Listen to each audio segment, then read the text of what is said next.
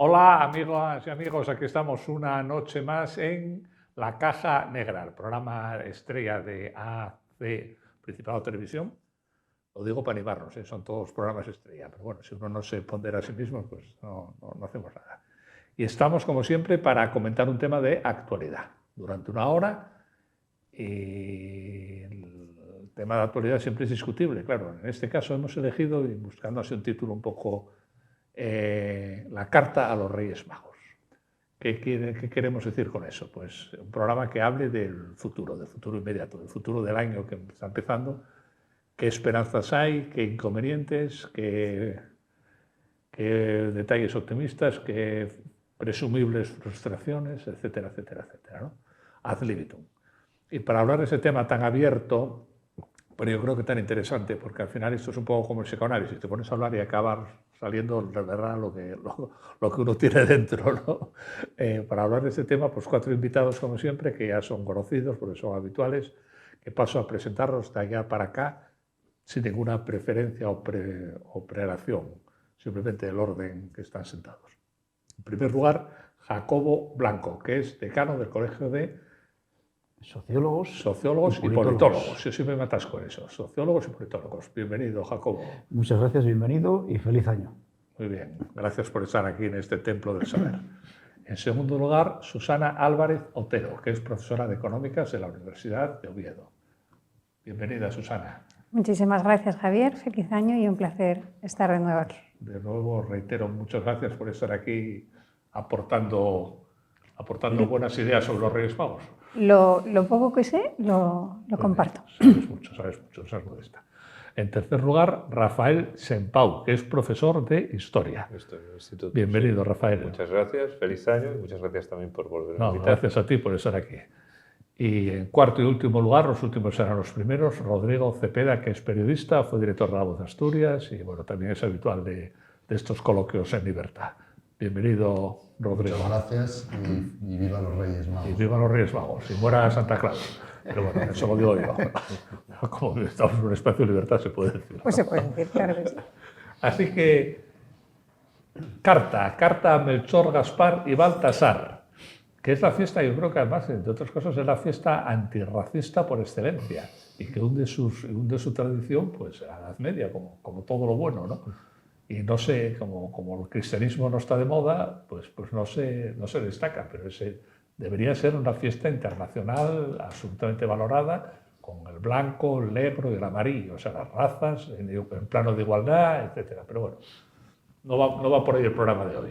Va por la carta, va por las peticiones, o va por las aspiraciones, o va por los deseos que tenemos todos nosotros, como es lógico, ¿no? Y entonces un poco al principio del año se hace primero balance del año anterior y después se expresan.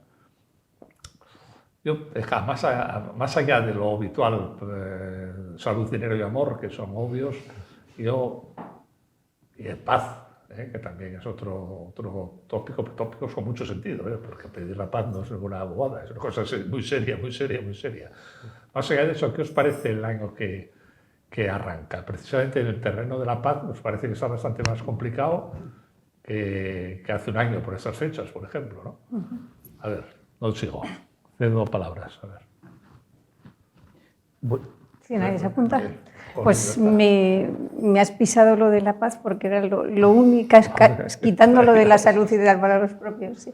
La paz sí que la pido. Sí. La paz en un momento en que llevamos arrastrando la guerra de Ucrania, ¿cuánto? Año y pico, y esta situación de Gaza, la verdad es que es descorazonadora, ¿no? Que en Belén, no está de moda la paz.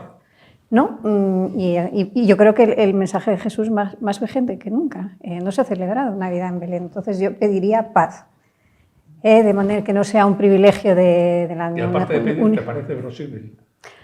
Pues no lo sé, no soy ni historiadora ni experta en geopolítica, solo sé un poquito de economía y un poco de Chopin, pero realmente me parece muy complicada la situación. Yo creo que el conflicto de Gaza está completamente enquistado.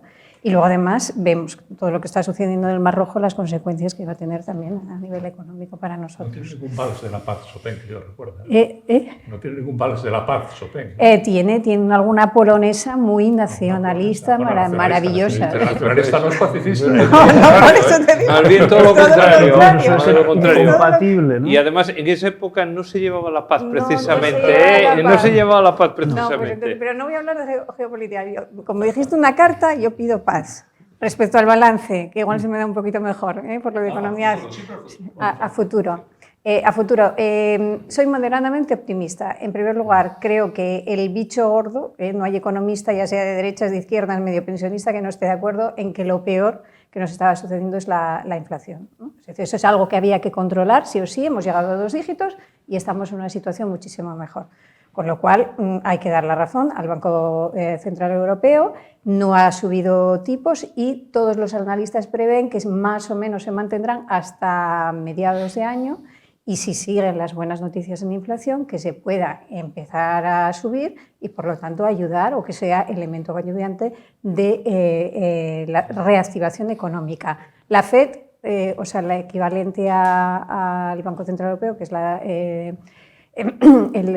FED en Estados Unidos, ella ha dicho no voy a bajar tipos. Lo ha dicho hoy, ha sido un jarro de agua fría. Por eso digo que el año arrancó con el pie cambiado. Sí, parecía que sí. Sí, pero nos ha dado un jarro de agua fría cuando todo indicaba eso. Sí, marzo se tiene que parar. Exactamente, sí, pero ha sido un jarro de agua fría, pero bueno, aquí está más o menos dominada. Si no se estropea por los conflictos políticos, por el tema de precios del petróleo, todo parece indicar que se podría reactivar. Hay indicadores de confianza, puede parecer una tontería, pero las matriculaciones de automóviles son un signo de confianza, eso ha subido y en bolsa se valora muchísimo como expectativa de inversor, pero en cuanto a crecimiento, 2024 va a ser muy flojo, precisamente porque arrastra esa reducción, digamos, como consecuencia de los tipos de interés que hay. La economía está muy enfriada. Más opiniones, ¿verdad? Bueno, yo creo que estamos... el año 24 va a ser un año importante. Bueno, tú tienes todo escrito ya, ¿eh? Yo tengo todo escrito, sí. Yo creo que va a ser un año, va a ser un año importante. No, es porque el tablero está un poco frío y así lo vamos a sitio más caliente, ¿no? Lo pongo así, abrigo un poco más las manos, ¿no? Y yo creo que el 2024 va a ser un año que quizá despeje o confirme o al revés complique las incertidumbres en las que vivimos en los últimos años. Recordemos que vamos a tener elecciones en Estados Unidos que van a ser importantes, elecciones legislativas en la India también que van a ser importantes y bueno, y va a haber más elecciones por ahí que pueden decidir bastantes cosas, ¿no? Y sobre todo una época, las europeas también efectivamente, donde se prevé una recomposición también del mapa político. Vamos a ver si la coalición esta de cristianodemócratas y socialdemócratas más o menos sigue funcionando en la Unión Europea, ¿no? Pero claro, es que estamos, y que me corrijan los economistas y los historiadores si me equivoco, pero estamos en un momento como paradójico. Por una parte, y más allá del COVID, que vamos a suponer que sea una cuestión meramente coyuntural, un accidente coyuntural, como fue en su momento la gripe del 18, que fue una cuestión coyuntural y luego hubo una recuperación económica rápidamente, también coincidió con el fin de la Primera Guerra Mundial. Pero yo tengo la impresión de que estamos en un momento que económicamente, con la maduración de las tecnologías de la información, debemos entrar en un periodo, digamos, de cierto crecimiento económico, de las incertidumbres de todas estas décadas atrás, ¿no? Igual que fue, por ejemplo, igual que un crecimiento económico, el hubo en los años lo que llaman los 30 años gloriosos, del 45 al 75, o los que hubo en la Belle Époque, por ejemplo, ¿no? Y sin embargo, lo que podría ser una época de crecimiento económico, una época dorada, apoyada en las tecnologías de la información, nos encontramos con que está viéndose, digamos, superada, o por lo menos entorpecida, por la recomposición del mapa geopolítico a nivel mundial. Es decir, de repente nos encontramos con que aparece una coalición, digamos, lo que es una coalición anticolonialista, por decirlo de alguna manera, que de alguna forma está poniendo cerco a Europa.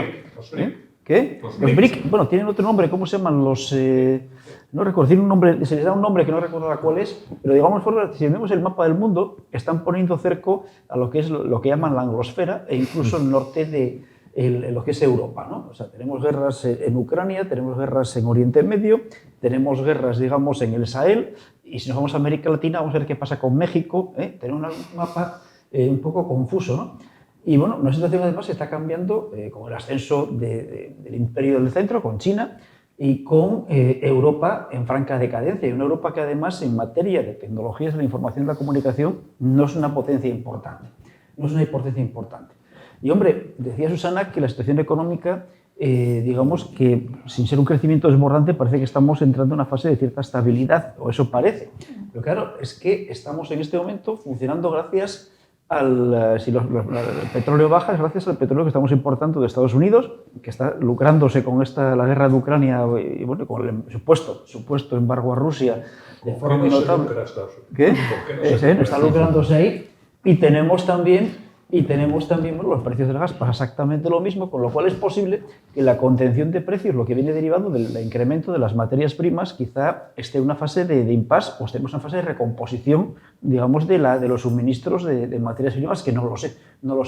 Por lo tanto, en este escenario incierto, y que además puede analizarse desde más puntos de vista también, yo creo que las elecciones que va a haber a lo largo del año podrán darnos algún indicador de por dónde va a discurrir el mundo en los próximos años y si vamos hacia un mundo todavía más incierto del que arrancamos en 2004 o si se va a estabilizar la situación con respecto a lo comienzo. A ver, yo coincido, bueno, en buena parte de lo que tú dices. Yo voy a hacer una mención más en el caso de España. Bueno, tú eres la más experta, luego ya me podrás puntualizar. Pero yo en relación con eso de las materias primas, sobre todo de lo que es de combustibles, aquí, petróleo, gas, nos hemos peleado se peleó el presidente del gobierno con Argelia, creo que lo tenemos que importar a Rusia, ¿no? Aunque no es muy... Bajo cuerda, es decir, aquí hay un gasto público, yo creo que está disparado. Vamos a ver, no sé cuánto podrá aguantar eso, no sé hasta cuándo le dirán que hasta aquí. Yo creo que el problema de España puede tener un problema grave en eso, porque bueno, si tuviera una economía pues más o menos de seria tal, pero es gasto, no solo la administración central, también las autonomías, ayuntamientos, y yo no sé cuánto va a aguantar la economía española así. 6 meses es justo lo que le tiene por delante este gobierno. Estoy convencido que esto no llega lejos.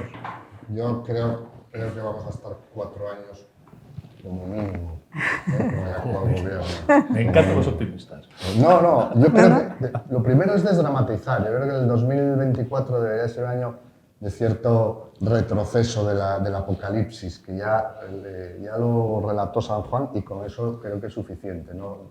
No hay apocalipsis en 2024. Tiene autor ya. Y yo como no soy experto, solo soy periodista, ni voy a hacer, ni puedo hacer, ni quiero hacer pronósticos, pero por bajar un poco el listón del drama, a mí se me haría bastante más digesto el 2024 si el Oviedo subiese a primera.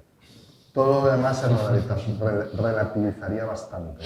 Porque bueno, si hacemos balance personal, yo creo, salvo cuestiones de índole muy personal que podamos tener cada uno, yo creo que más o menos estamos como estábamos hace un año.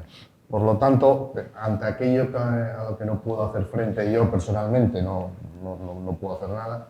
Y si por lo menos el Oviedo sube, pues será un año fantástico. Bueno, pero recogiendo esa idea, que yo creo que es muy acertada, es que lo demás está en esa línea. Igual que el Oviedo puede subir, yo creo que la economía mundial yo creo que está en la línea de subir por las revoluciones tecnológicas en marcha. Yo no sé por qué sois pesimistas, yo soy muy optimista. Quizá, a ver, la cuestión... quizá es porque yo no veo que Europa... No veo que Europa... La humanidad. La humanidad, sí, pero en la humanidad unos suben y otros bajan, no es una cuestión... Es el tonto del pueblo en estos momentos, Europa. Ya, pero estamos en ese tonto. Bueno, soy obetense y al margen de lo que pase con el Oviedo, me haría muy feliz. Me haría muy feliz, pero tengo 2 sportinguistas y culés en casa, así que bueno, Suelo estar muy callada. Me vuelo que en este sector, Susana y yo estamos en el sector, el que lo del Oviedo nos es relativamente indiferente. No, sé si no, yo quiero que gane el Oviedo, lo que pasa es que estoy muy callada porque tengo dos culés. Eso sí es una inyección psicológica, no la variante de Pajares. Y si gana el Sporting también ya, entonces... Bueno, yo esos problemas no son los míos. Bueno, no sé nada del fútbol y me suelo mantener callada. Entonces, soy obetense y quiero que se me olvide. Aparte de eso,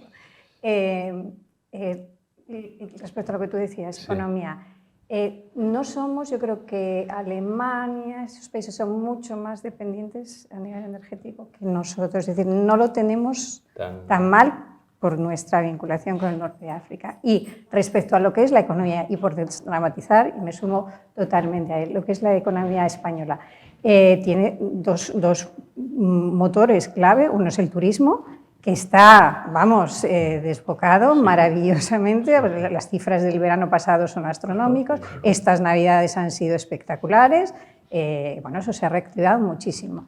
En primer lugar, y el sector que está muy fastidiado, el de la construcción, y todo el inmobiliario por la subida de tipos de interés, si realmente empiezan a bajar a partir de mediados de año, que es la previsión. Tenemos una previsión del Euribor para finales de 2004 de 3,25, para 2025 2,75, si es que esto se cumple y no se vuelve a estropear el tema de la inflación, con lo cual yo no veo que en España vayamos a estar peor que en 2023. O sea, eso no... Economista es. ¿Cuál es el problema de España económicamente? La deuda. Totalmente. Una deuda monstruosa. Monstruosa. Pero bueno, en eso dependemos de los parámetros que establezca Europa y en ese momento, pues en algún momento tendrán que reconducirse. Otra cosa es, económicamente dependemos mucho de la Unión Europea. La Unión Europea, en media, a nivel de crecimiento, está muy floja, está flojita. Es que Pedro Sánchez, si quiere sacar pecho, y la que se nos ha ido al Banco Europeo de Inversiones, ha estado por encima, dentro de los flojos que hemos, por encima de la media europea. Entonces, esa es la situación nuestra. A partir de ahí, que haya que cambiar los fundamentales de la economía española y, desde luego, racionalizar el gasto. Con un gobierno más responsable, eso estaría muy bien, pero no veo que estemos peor. O sea, por eso decía yo moderadamente. Vamos por partes. Oviedo bien por Real Oviedo. Sí, que suba. Luego yo seguiré callada. Asturias hay que hablar después. España, según tú, bien. Según yo, mal. Además, no digamos, vamos a ver, por así decirlo, el gobierno tan, vamos a llamarlo peculiar que tenemos, que no creo que sume, más bien resta. También tenemos un nuevo buen ministro de Economía. Déjame meter alguna cuña. El nuevo, ¿no? Técnicamente. Sí, ese fue el que... No, fue el que descubrió un déficit. ¿Cómo fue? Sí, que descubrió un déficit. No fue el que había descubierto una... el déficit. Sí, pero que otros hubieran callado y dijo, tenía... No, desde luego tiene un currículum impecable. Lo que vaya a hacer, lo veremos. De todas formas, vamos a ver, yo creo que cuando hablamos del mundo, y luego ya podemos centrarnos en España, en Asturias, en Oviedo incluso... Europa mal y el mundo. Exactamente. El mundo, yo creo que el mundo está en esa fase de crecimiento, digamos, tecnológico, China, Estados Unidos, tremendo. No sé quién, vale, eso va la India, tal, vale. Tremendo. Nunca ha habido, además estamos en un momento fantástico, o sea, nunca ha habido tantos menos pobres en términos relativos que ahora, etcétera, ¿vale? Sin embargo, hombre, también es verdad que China parece que tiene algunos desequilibrios, que también deuda, tal, tiene problemas de crecimiento, apoyado mucho en la inversión inmobiliaria, etcétera. Vamos a ver qué pasa ahí. Y después, vamos a ver qué incertidumbres tenemos con Estados Unidos y demás con las elecciones. Pero la cuestión es lo que apuntaba antes, no sé quién era exactamente, claro, que si el mundo va para arriba, Europa, en términos relativos por lo menos, va hacia abajo, además con una locomotora alemana que parece que está medio gripada en este momento como consecuencia del encarecimiento de las materias primas. Y Alemania es la cuarta parte de la economía europea aproximadamente, si no me despisto, más o menos es una cuarta parte de la economía europea. Y luego ya en el caso concreto de España tenemos problemas que compartimos con los demás, como es una deuda desbocada, ponemos una deuda creciente en términos incluso relativos, va amortiguándose un poco como consecuencia de la inflación. Tenemos un empleo que crece, pero que crece por encima de la productividad, si no me despisto, lo cual no debe ser demasiado bueno, por lo menos a largo plazo, ni demasiado sostenible, y una economía que crece impulsada sobre todo por el consumo público. Consumo público y en estos últimos momentos el consumo privado, si no me estoy despistando. Es un consumo privado, bueno, derivado un poco del incremento de los salarios, del salario mínimo, de no sé qué, pero bueno, que vamos a ver qué recorrido tiene eso. Y el consumo público, que parece que está también en niveles bastante elevados. La tasa de inversión es baja, está por debajo de niveles prepandemia, estamos en un 17% del PIB, me parece, algo así por el estilo. Con lo cual, bueno, vamos a ver qué recorrido tiene el crecimiento económico en España. Además, somos el flanco más débil, o el flanco, digamos, más débil dentro de lo que es Europa, en el sentido de que estamos a 15 kilómetros, incluso con territorios fronterizos, directamente con África.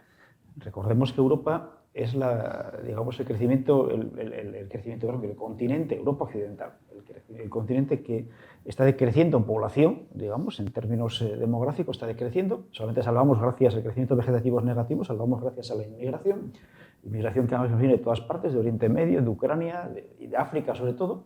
Pero claro, tenemos abajo, al sur, tenemos una África que es el único continente del mundo que sigue creciendo de forma clara, que tiene una tasa de fecundidad de 3, 4 hijos por mujer, que es una cosa, bueno, que es una bomba demográfica de aquí a unos años. Y justamente en la placa, en ese cruce de placas entre el mundo que crece de forma desmesurada y el mundo digamos, que decrece, está España. Por lo cual vamos a seguir teniendo en 2024 oleadas más o menos grandes de inmigración que habrá que atender también y que habrá que integrar en España. Bueno, yo creo que tampoco, no sería demasiado optimista respecto a España tampoco en los próximos meses, ¿no? Pronto de ver cómo se la valla se salta para allá, ¿no? Bueno, la valla, o oye, la gente que llega en avión, que es la mayor parte de ella, que llega en un avión a Barajas. No, digo que la valla es de empezar a saltar para allá, tal y como lo presentas tú, ¿no? Está crecimiento, África es el único país... no, pero crece demográficamente, ¿no? Europa lo que está haciendo es envejecer. Exactamente, estamos envejeciendo. No tanto reducción de población, sino y además con políticas orientadas cada vez más hacia los viejos, porque somos los que más votos dan. Es decir, en España tenemos 10 millones de votos de pensionistas y no sé cuántos de jóvenes, 6 millones de jóvenes o 3. Bueno, algún partido quería quitar el voto a los pensionistas, no hace mucho, por cierto. Hemos hablado de Oviedo, hemos hablado de España, hemos hablado de Europa, hemos hablado del mundo y, milagro, nadie ha dicho una palabra de Asturias. Que es que no nos atrevemos. Existe Asturias. No, eso, no nos atrevemos. Es una especie de agujero negro. Pues Asturias, yo es que... Bueno, yo Asturias no sé, yo lo veo igual. Es decir, sí, ha entrado ahora que Sumar y tal, digo, Izquierda Unida, perdón. Pero el futuro de Asturias, ¿cómo lo ves? Yo lo veo, sigo en esta continua, más o menos tal decadencia. Yo no le veo mucho que digan que llega el AVE, que llega esto. No, el AVE no llegó. No, por eso, bueno, pero qué decir, si yo lo veo que sigue en decadencia. Que sí, es decir, y sobre todo, Rodrigo, ¿también ves una Asturias? Sí, decadencia clara porque... La mina y el mar, ya eso voló, ¿no? Bueno, no hay un proyecto de comunidad o de región, claro, y por lo tanto es muy difícil impulsar políticas hacia la nada, porque en el fondo, ¿qué tipo de economía, qué tipo de región queremos, ¿no? Yo no lo sé todavía, porque claro, si todo se fía a que la variante de Pajares se abre y entonces es un cambio psicológico y van a venir turistas, pero a la semana siguiente el modelo turístico masificado no sirve, entonces tenemos que ir hacia otro modelo. La industria está en caída libre, por lo tanto, ¿cuál es la alternativa que hay? Bueno, la alternativa de Asturias yo creo que es la desocialización. ¿Qué es eso, perdón? Menos socialismo. Es que no sé. Desocialización. Asturias lleva 40, 50 años o 500 en manos del socialismo y el socialismo, sus bases o sus claves, lo que dices tú, está la vieja industria, está desapareciendo. Es una trampa hablar de... Porque al final estamos de eslogan en eslogan, ¿no? Es decir, el cambio psicológico. Es una trampa hablar de la década del cambio. Sí. Cuando se lleva gobernando 40 años en Asturias y de repente alguien, en este caso el presidente del Principado, habla de la década del cambio, pero a ver, oiga, la pasada o la futura. Ojalá sea verdad. ¿Pero a qué se refiere? ¿A la pasada o a la futura? Pero, ojalá sea verdad, pero ¿cuáles son las noticias que vemos reales? Que la burocracia entierra cualquier tipo de impulso económico, ¿no? Vamos a ver, aquí el día que tengamos un Milei, salimos como cohete para arriba. No, pero Ojo, hablamos del gobierno, hablamos de Asturias, pero eso toda la burocracia y la paralización de proyectos vale para todos. Sí. Hoy salen los periódicos el presidente del Oviedo diciendo que el ayuntamiento mira para otro lado o bloquea cualquier tipo de proyecto y esos sí son generadores de proyectos, porque además, vamos a ver, el Oviedo está en manos de gente que si aquí ve oportunidad de negocio y esa oportunidad se lleva a cabo, se desarrolla, eso es un efecto llamada de gente con mucho dinero, ¿no? Entonces, bueno, pues si lo que cuentan los mexicanos a la vuelta es que aquí no hay forma de hacer nada, pues, en fin, no sé quién va a invertir. Por eso digo yo que el día que venga un Milei y mande para casa la mitad, entonces ya verás tú cómo se agilizan los expedientes. Javier, yo creo que la cosa... Que estás en contra de Milei, ¿no? Yo creo que la cosa va por otro lado, no tiene nada que ver con Milei, ¿no? Vamos a ver, y sí tiene que ver, por ejemplo, con lo del Real Oviedo y con los de Pachuca y toda esta gente, ¿no? Y también con los de Gijón, que no sé cómo se llaman, pero bueno. Sí, mexicanos también. Mexicanos también, sí. ¿Eh? Orlegui. Vamos a ver, Orlegui. el otro día... Gi, que la G y la I es Gi. De Gijón, ¿no? Así que... Igual sicilianos, Orlegui. ¿Por qué decimos Orlegui? Sí, la cuestión... Ese barrio es Sésamo, Orlegui. Yo el otro día escribía el profesor Fernández Villaverde, no confundir con el rector, escribía un artículo muy interesante donde hablaba del y tú más o algo así lo llamaba. ¿Qué es lo que decía? Decía que en países como España, en otros países de Europa también, en países como España y muy específicamente en Asturias, hemos renunciado al crecimiento. Es decir, no queremos crecer, queremos que no vamos a crecer nunca más y en lo que estamos es en repartirnos las migajas que nos quedan. ¿Vale? Estamos en repartir las migajas que nos quedan. Es decir, el Real Oviedo que viene aquí a pedir dinero, está pidiendo dinero, oiga, póngame no sé qué, póngame no sé qué más y tal. Los de Orlegui o como se diga, Orlegui también lo mismo. Oiga, mire, póngame 300 kilos para hacer un estadio nuevo y no sé qué, no sé cuántos y tal. Bueno, digamos que estos... Hay diferencias, ¿eh? Vale, pero vamos a ver lo sustancial. Es decir, mientras no nos planteemos que en Asturias tendremos que cambiar de paradigma, no basta con un demiurgo barbón que va a moverlo todo por no sé qué. Mientras no cambiemos el paradigma de que Asturias, y España también, por cierto, porque muchos de los problemas de España, Asturias son compartidos con el resto de España, no cambiemos el paradigma de que tenemos que cambiar nuestro modelo productivo, que tenemos que incrementar la productividad, que tenemos que hacernos atractivos a las inversiones, y que no podemos ir con un 14% del PIB de inversión de promedio en los últimos años, por un 25% que hay en Suecia, por ejemplo, sobre PIB, y hablando de PIB de inversión no inmobiliaria también, sobre todo, no vamos a ninguna parte. Lo que estamos haciendo es, estamos asistiendo a la obsolescencia de nuestro sistema productivo. Y lo que estamos basándolo todo es en traer turismo, en traer más turismo, y el AVE, ¿para qué saber? Para traer más turismo, y no sé qué historia. Cuando el tren, el Albia, o el trenecillo, la variante, para lo que va a servir es más bien para que vayamos nosotros a Madrid o a la Costa del Sol o a Valencia y no para que vengan los de Madrid aquí, ¿vale? Entonces yo creo que mientras no cambiemos eso, se está hablando de decrecimiento. Vamos a ver, probablemente desde el punto de vista ambiental el decrecimiento es la única forma sostenible, pero es que tenemos que pensar que la población de Asturias está decreciendo, es decir, se decrece la población. Por más que este año hayan venido inmigrantes, tengamos un pequeño repunte, pero en principio si decrece la población y sobre todo si la población envejece, lo que va a pasar es que la economía va a tener muchos más lastres para crecer, porque no hay consumo, no hay juventud que aporte nuevas ideas, no hay nada de todo eso, ¿vale? Entonces, vamos a ver, tenemos que pensar en vez de decrecer, que está a punto de crecer también toda Europa perdiendo población, si no fuese por la inmigración estaríamos perdiendo población, tenemos que pensar en cómo crecer. Si queremos crecer de forma sostenible, desarrollemos tecnologías que permitan crecer más, y además lo estamos haciendo realmente, ser más ricos o tener más riqueza, pensar en distribuirla mejor y además hacerlo además con menos consumo energético. Pero es que no estamos ahí. Vamos a hacer una pausa de hidratación y volvemos enseguida. Por cierto, que conste que demiurgo no es un insulto, lo digo para las víctimas de la LOCSE. Hasta ahora, volvemos ahora mismo.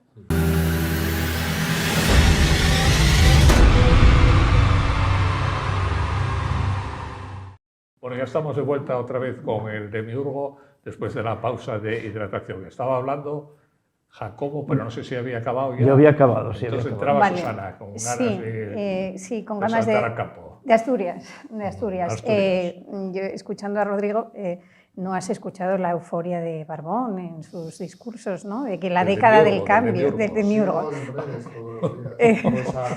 Yo no lo sigo, he cerrado redes, no tengo ni Facebook ni Twitter, no tengo nada.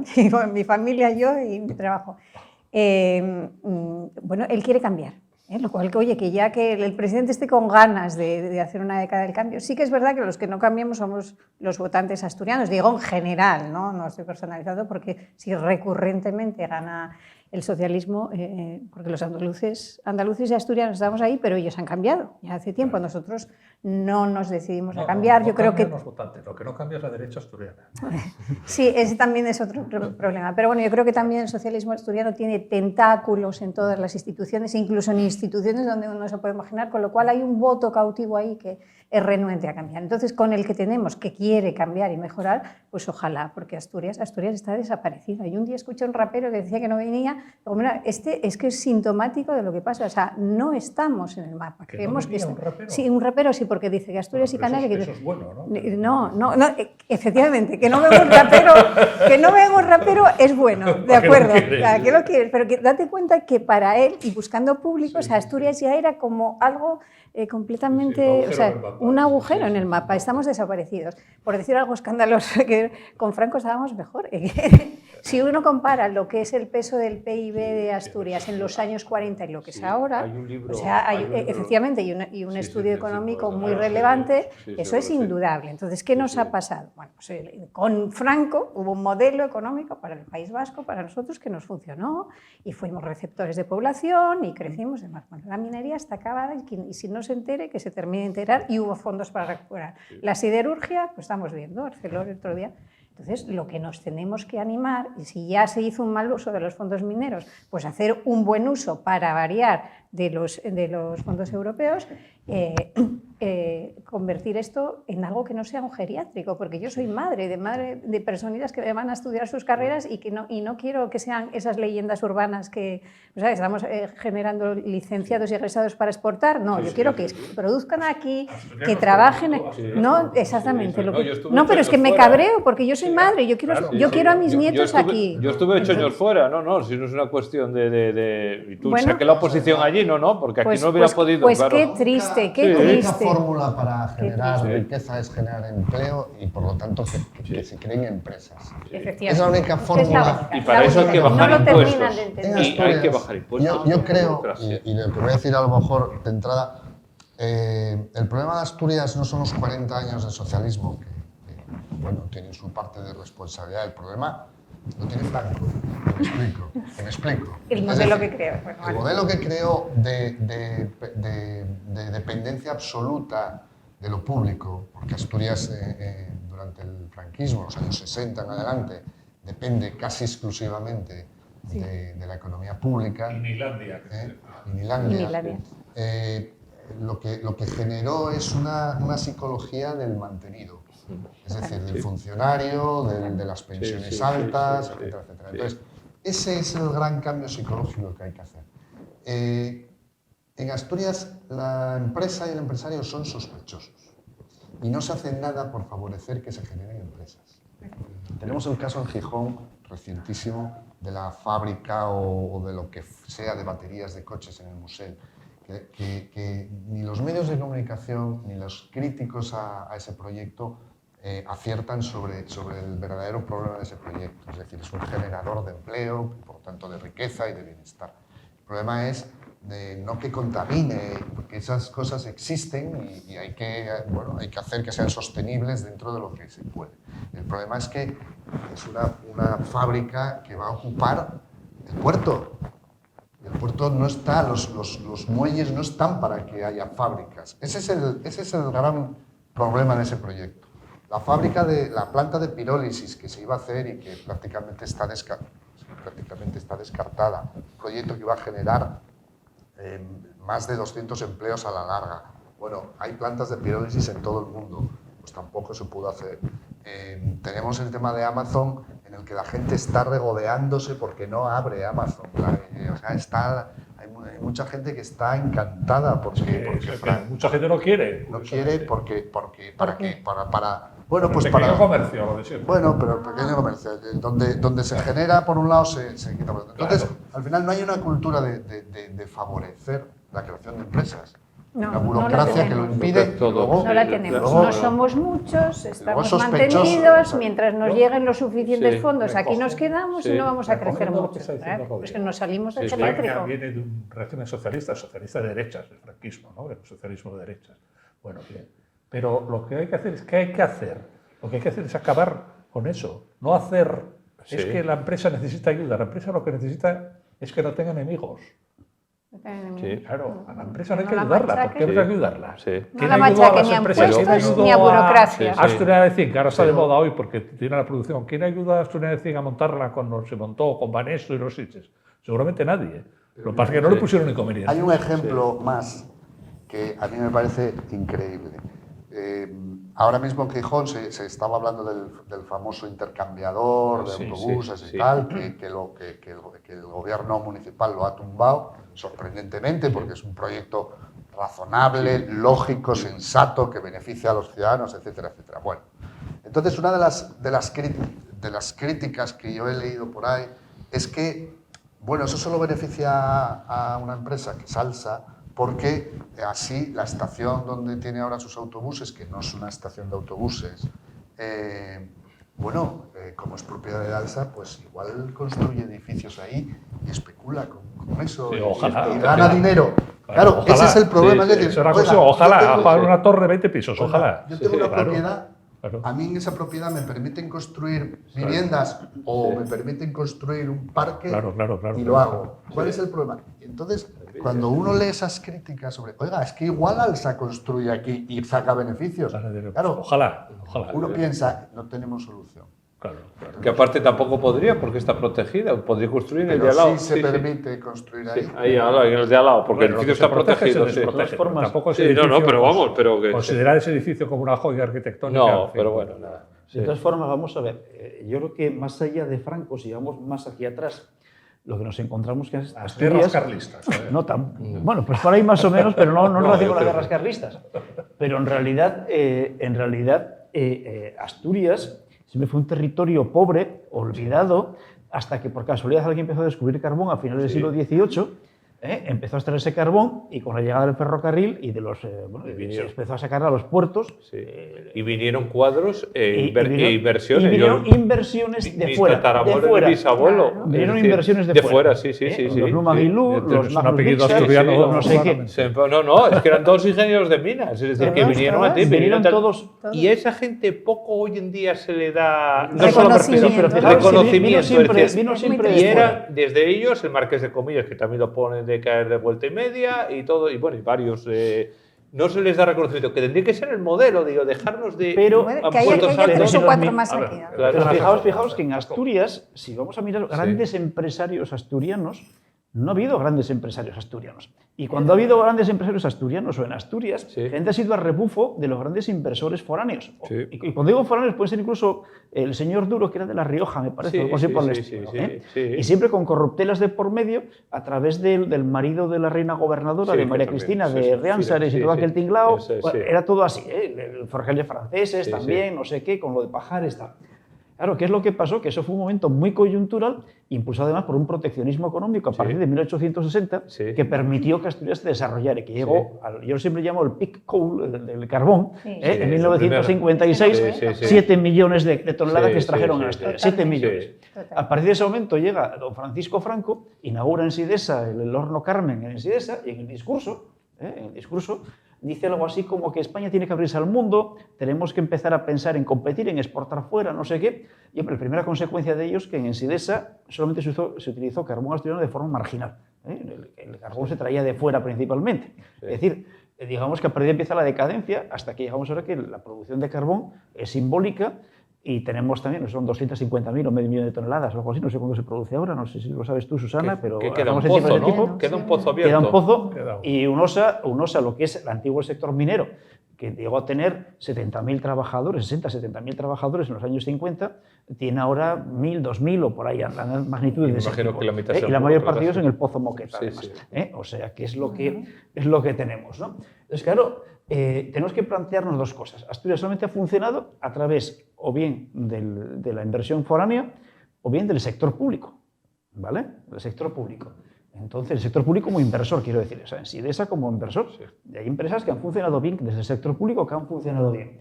Por tanto, las alternativas de crecimiento y viendo cuál es nuestra forma de ser, o esa especie de renuencia a invertir, y aparte del cambio de mentalidad, que eso es más complicado de lograr, pues tendría que venir o bien por parte digamos, de facilitar la inversión extranjera, de alguna manera, y eso, claro, nos supone competir con muchos otros sitios, porque claro, estamos compitiendo por una fábrica de coches con Hungría, por ejemplo. O sea, son situaciones que nunca hemos visto antes en un mercado abierto. O bien a través de un sector público potente, estamos hablando de los PERTES, por ejemplo, que de alguna forma hay capital público metido en las empresas, y a ver eso, si se hace bien, en otros países funciona eso, a ver cómo diantres desarrollamos, pero es que si no lo veo muy complicado. Y luego también hay otra cuestión, lo que llamaríamos los empresarios eucalipto, también, lo que se suele llamar, decir, que viven de subvenciones públicas únicamente. Ese es el sector que tenemos aquí, claro. Ese es el problema. Vamos a ver, es verdad todo eso que decís, y no, eso no es característico de Asturias, lo de crecer a la sombra del poder público, diríamos, eso es el ABC, pues imagínate en Cataluña. Bueno, que todo históricamente, el siglo XIX, vamos, todo el arancel y tal, bueno. Pero hay contraejemplos los que queráis, por ejemplo, por citar uno, Icertis, no sé si lo conocéis, seguramente no. Icertis es una empresa gijonesa que la funda Pablo, no sé el apellido, bueno, Pablo. La funda, empieza desde cero, tiene ahora como 1.000 trabajadores, está en 8 o 10 países, está en bolsa, factura un montón, va como... Y eso lo hizo sin ayuda, o prácticamente sin ayuda, no sé si tuvo alguna ayuda, pero y lo hizo a contrapelo, no aprovechándose que había carbón, porque eso ya no depende del carbón, no aprovechándose de no sé qué, de la amistad con no sé quién del sector público, ¿no? Sí, Javier, pero el problema es que tenemos una o dos o tres Icertis en Asturias, ¿vale? Pero lo que hay que hacer Lo que es nos hace falta es tener... primero facilitar Claro, la iniciativa, facilitar lo que necesitamos son poner 40 como torpedos, Icertis. no poner torpedos a la creación de empresas. Dice lo contrario. Dominas el Parque Tecnológico de Gijón, seguramente si lo rastreas hay más de 2 y de 3. Sí, agilizar o rebajar de verdad la burocracia que nos sucede y vamos, sincerarse fiscalmente, porque vamos, el gobierno dice una cosa, pero la realidad es otra. A partir de ahí, a lo mejor arrastramos esa mentalidad, pero quiero decir, las nuevas generaciones, todos los que se quieren, porque habrá jóvenes que se quieran marchar, pero otros se quieran quedar, realmente se tienen que ir todos a Alemania, nuestros ingenieros, nuestros egresados en... ¿Qué noticia es la de hoy que decía que la Cámara de Comercio se ofrecía a gestionar el papeleo Sí, que eso ya... Eso ya de muy atrás. No me des disgustos, la Cámara de Comercio. Sí, lo decía, sí. Pero bueno, lo de la burocracia es global. Los empresarios se quejan, los universitarios nos quejamos. Hoy día ir a un congreso y cargar una factura en proyecto es infinitamente más complicado que cuando yo ingreso a la universidad. Luego todo nos come, o sea, la burocracia nos come en todas partes. Cuando las nuevas tecnologías deberían... Tiene que ser mucho al contrario. Deberían simplificarlo. No, pues el señor interventora quiere la firma manual. Pero fijaos, por ejemplo, a la hora de recibir prestaciones públicas. Yo os me cuento, una vez estoy viendo el impreso para solicitar el ingreso mínimo vital, la vital, como dice la gente, ¿no? Y para hacer eso hace falta tener un doctorado como mínimo. Y aún así, para mí, yo soy doctor igual que tú, y no sé si también alguno más, estaba complicadísimo rellenar aquello. Claro, y vamos a ver, por ejemplo, hablando de nuevas tecnologías... Se pone la gente sin que se lo den. Claro. Y eso pasa con la vital.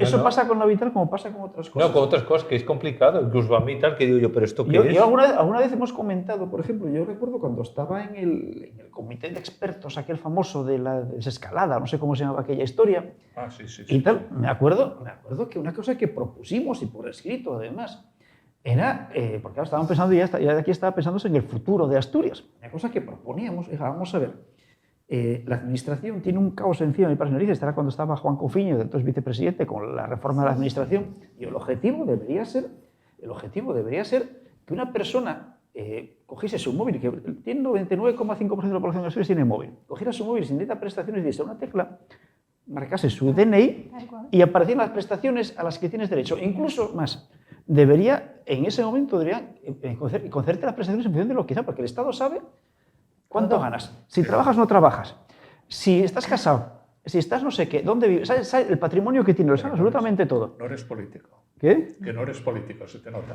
No sé, claro, es que si fuese político no estaría aquí. La clave es que tú vayas a suplicar. Ya, pero No, o claro, ponértelo difícil. pero fíjate, pero la segunda parte... Que hagas cola. Javier, pero la segunda...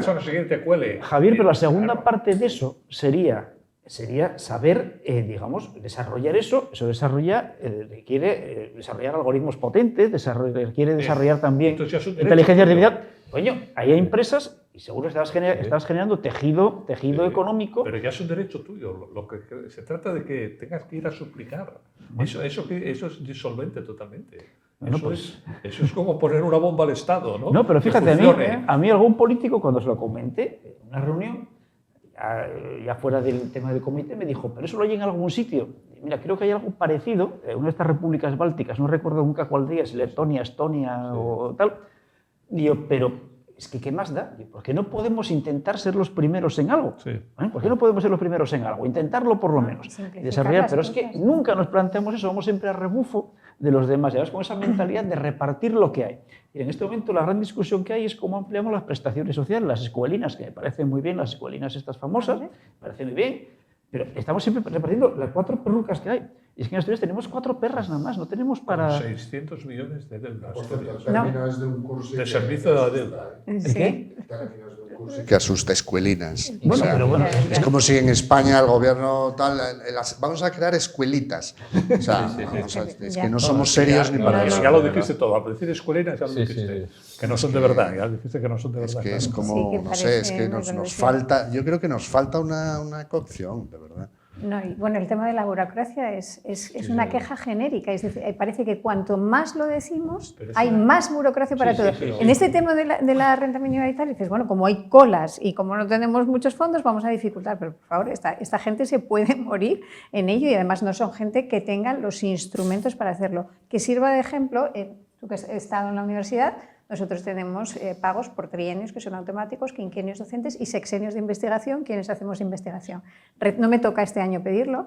Recibí un correo de los sindicatos diciendo se eleva tutorial para explicar la dificultad de proceso de petición del sexenio de investigación. Es decir, no tenerlo, que va a ser duplicado, sino que el proceso es más farragoso, entonces hay un tutorial para explicártelo. Supuestamente somos profesores de universidad y el proceso es que ya nos compliquen eso, es de retrasados. ¿Sabes? Para aquí solo lo pide quien realmente tiene posibilidades de tenerlo. Si pasas es un elemento desincentivador. Si pasas ese filtro tecnológico, entre comillas, ya entra el humano.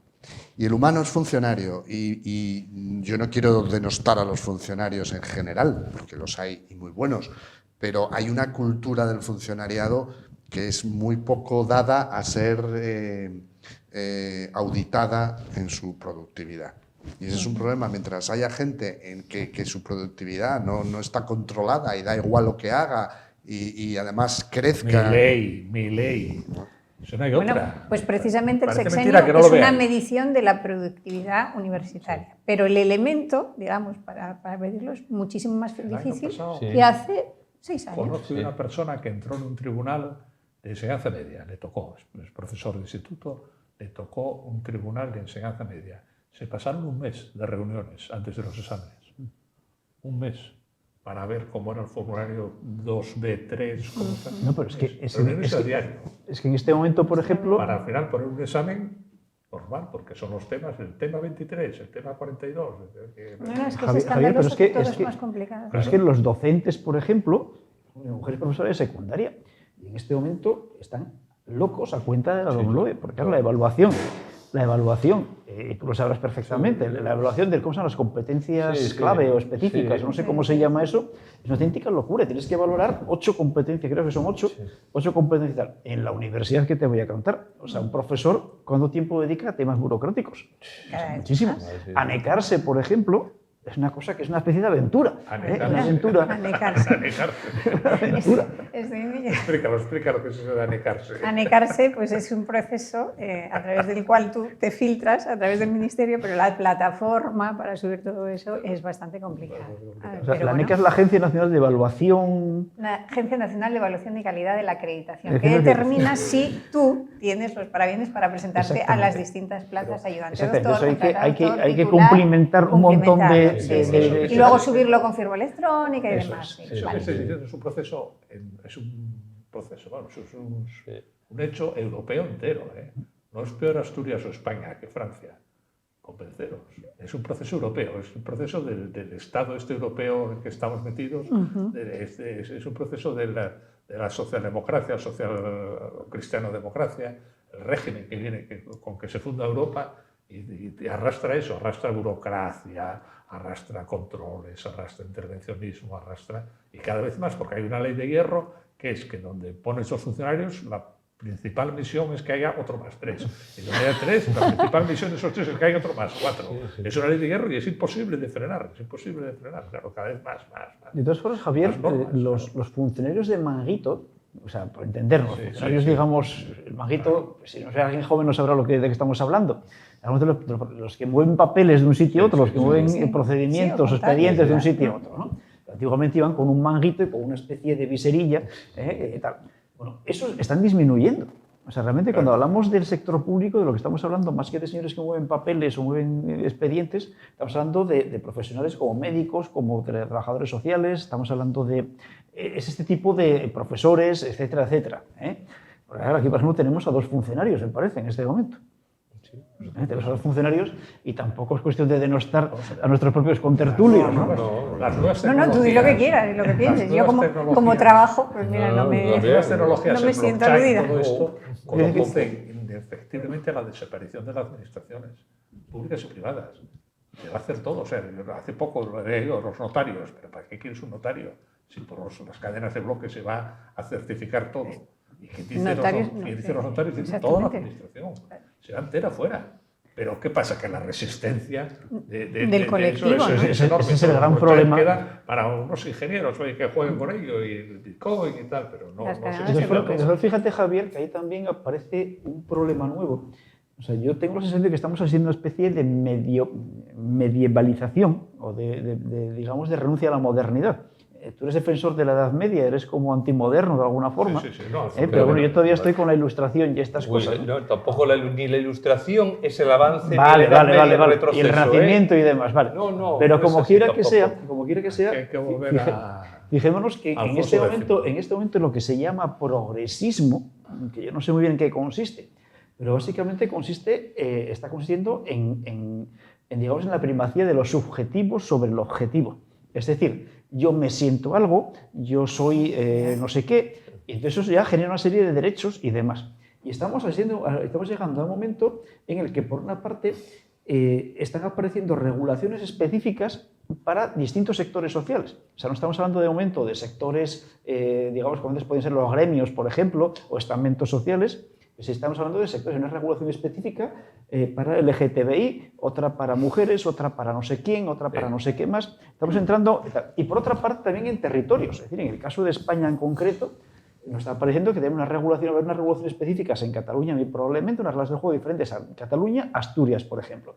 Estamos entrando en algo que hace desaparecer cierta uniformidad o cierta igualdad que viene de la Ilustración o del liberalismo, si se quiere, y que nos lleva por otros derroteros muy diferentes. Y a su vez también la aparición de todas estas cosas de Internet, de las grandes plataformas, de no sé qué, el blockchain, también nos puede llevar también a pensar que quizá van a aparecer el poder de está apareciendo ya, y este hecho, el poder de las grandes empresas en detrimento del Estado.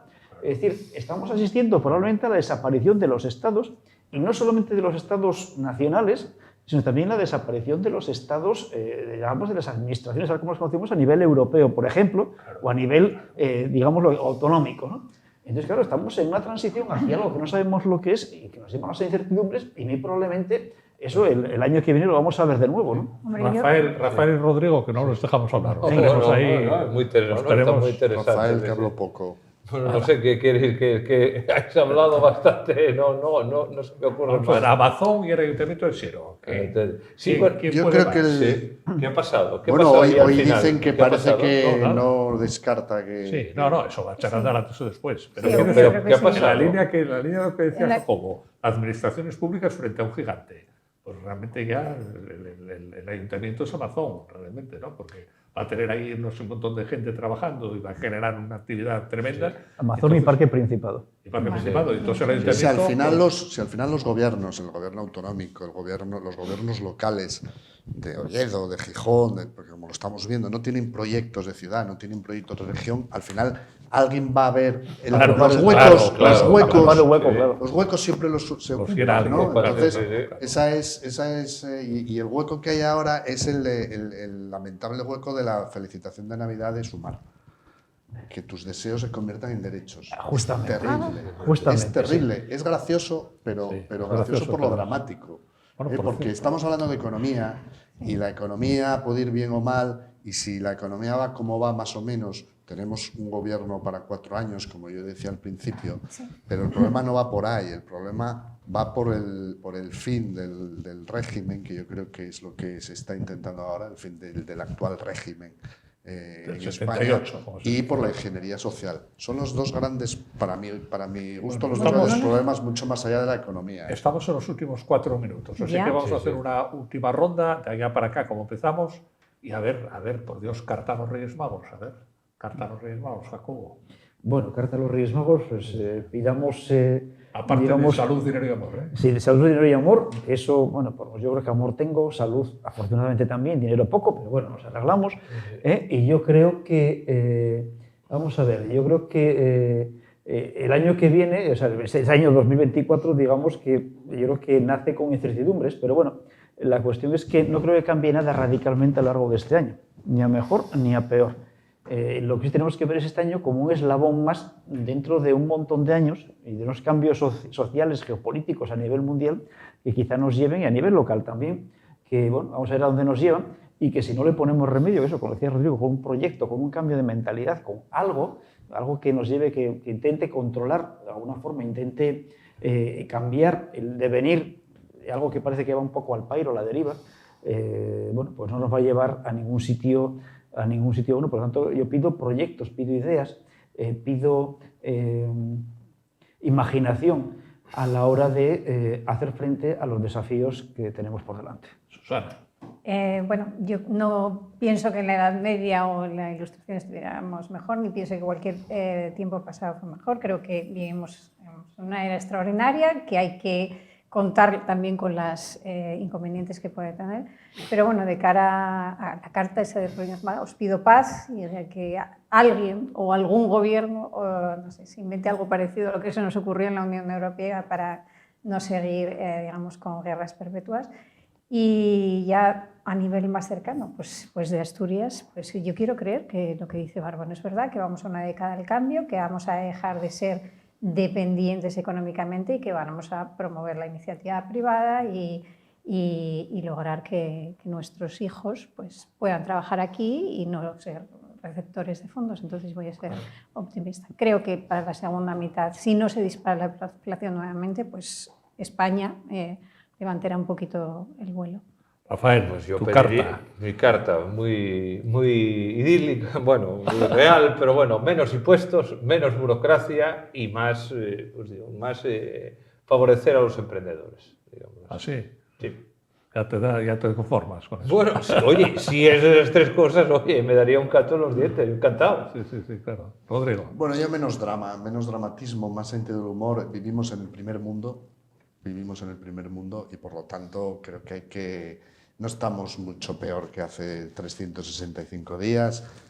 No, estamos mejor. Y hay que tener un poco de vista larga y no ser tan, como decía al principio, tan apocalípticos.